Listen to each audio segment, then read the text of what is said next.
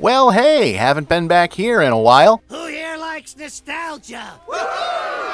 Everything's perfect about the past, except how it led to the present. Yes, despite the presence of extremely 2021 signifiers like militantly up-to-date youth slang, a meticulously curated global aesthetic with specific boy howdy did we do the homework and here's the receipts emphasis on Southeast Asian folklore, not even pretending to have a male love interest in the plot, and Aquafina, Raya and the Last Dragon is actually something of a throwback. Everybody say long time no see to Disney's once or twice upon in every decade or so attempt to get in on that whole anime and or action cartoon thing, which some of you may be indeed too young to recall at one point basically almost end the animation division of the studio in the form of admirably ambitious, very expensive box office and merchandise sales disasters like Atlantis the Lost Empire and Treasure Planet, which I feel like a lot of people assumed they'd moved on from trying after they simply purchased a studio that only made action stuff and turned it into a second global secular religion that they're now the pope of. Then again, you have to spend all the money in the world to make all the money in the world, and it's not like those Epcot reboot attractions are gonna Imagineer themselves, so looks like we're trying this again. This time in 3D and for the post-Frozen Strong Independent Woman era, and if you were there for the last run of these, you know some of what that otherwise entails. No songs or musical numbers, big impressive action scenes, lots of room for animation nerds to pick over the awkward seams in the stitching, where the mandatory Disney aesthetic has been affixed over a selection of anime, video games, comics, YA fiction, past generation Disney classics, and currently trendy genre cinema that the hip new kids in the design department are grooving on, or perhaps just one specific thing that already did all of that so they can just go bippity boppity boo